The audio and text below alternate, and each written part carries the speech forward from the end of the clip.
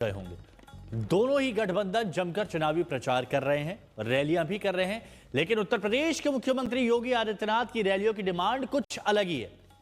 वैसे भी हर चुनाव में हम यही सुनते हैं कि प्रत्याशी योगी आदित्यनाथ की रैलियों के लिए खूब जुगाड़ लगाते हैं कि उनके क्षेत्र में एक रैली हो जाए।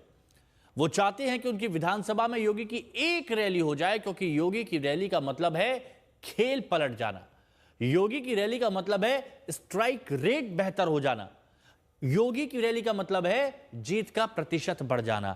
तो इस बार योगी बिहार में कितना बड़ा फैक्टर है, पहली रिपोर्ट आपके सामने। बाबा आदित्यनाथ योगी देश के भावी नेता, बिहार देश के यशस्वी मुख्यमंत्री आदित्यनाथ योगी का जोरदार बुलडोजर बाबा जिंदाबाद।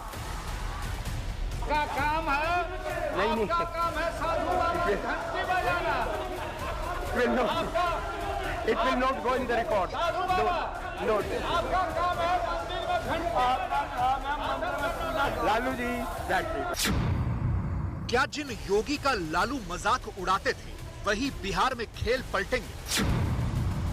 क्या अकेले योगी ही तेजस्वी के सीएम बनने का सपना पूरा नहीं होने देंगे? क्या बीजेपी ने योगी को बिहार में किसी खास मिशन के लिए भेजा है?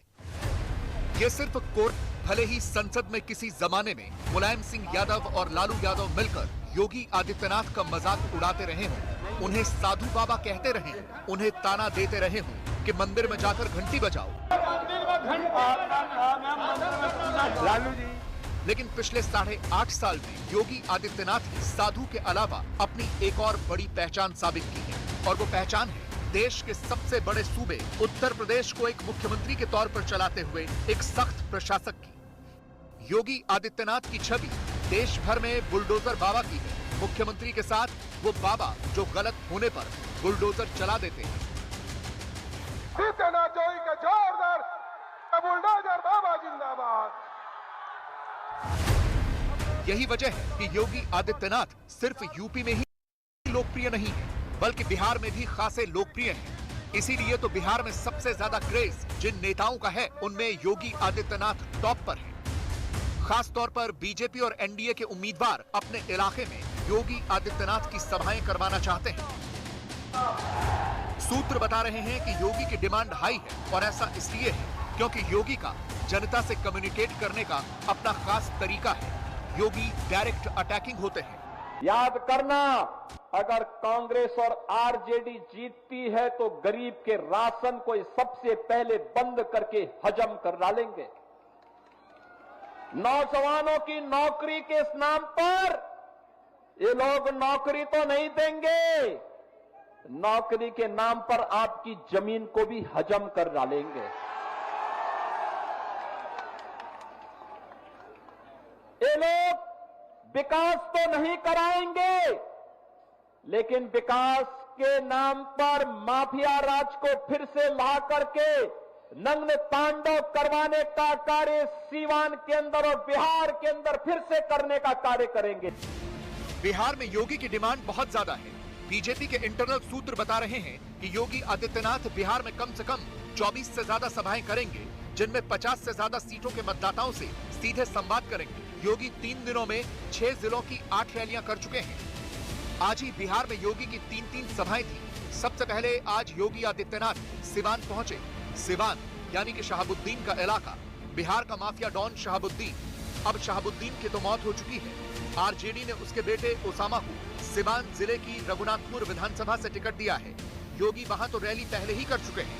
आज वो सिवान शहर की सीट पर प्रचार के लिए पहुंचे थे, जहां से बिहार के स्वास्थ्य मंत्री मंगल पांडे प्रत्याशी हैं। इसीलिए योगी ने सीधे माफिया राज से भाषण की शुरुआत की। और रघुनाथपुर में मैं इसलिए आया था क्योंकि एक खानदानी माफिया वहां पर फिर से कब्जा करना चाहता है।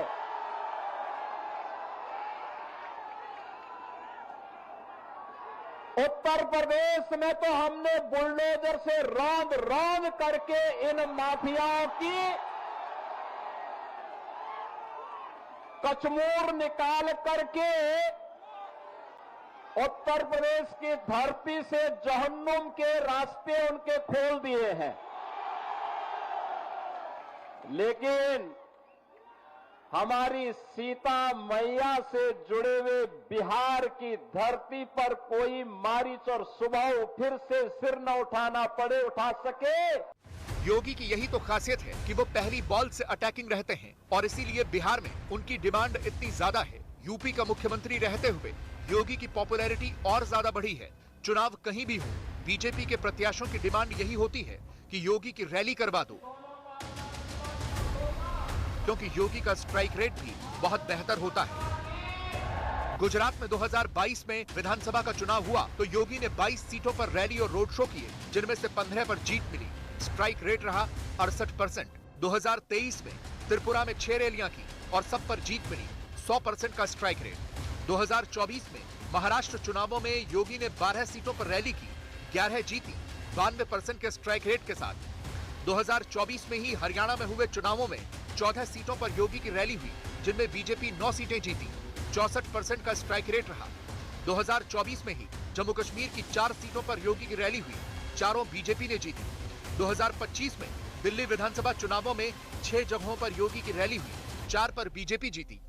वैसे भी पिछले बिहार विधानसभा के चुनावों में योगी की रैलियां बहुत हिट रही थी, बीजेपी उसी फॉर्मूले पर चल रही है।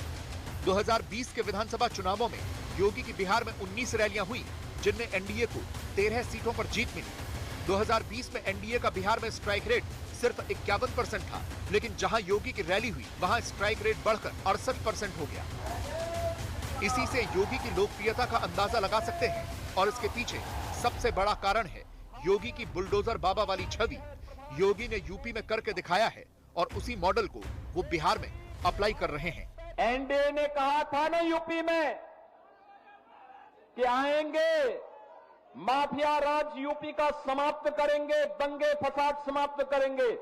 बहन और भाइयों, 8.5 वर्ष में एक भी दंगा नहीं हुआ, और अगर किसी ने दंगा करने का साहस किया तो उसको तो जेल के अंदर ठोसा ही, उनकी पूरी प्रॉपर्टी भी कब्जे में लेकर के गरीबों के आवास बना दिए गए। अब यूपी में दंगा नहीं, सब चंगा है। अब यूपी में दंगा नहीं कर सकता कोई। पर्व और त्योहार के पहले, दंगाई के पहले की उसको बता दिया जाता है कि भाई दंगा करोगे तो खानदानी पूरी प्रॉपर्टी भी जाएगी, कहीं भीख भी नहीं मिलेगी। बहनों और भाइयों, और हमने कहा था ना, माफिया राज सदैव के लिए समाप्त करेंगे और बहुत अच्छे ढंग से उनके जहन्नुम के टिकट काटे गए। बहुत आज तक ब्यूरो।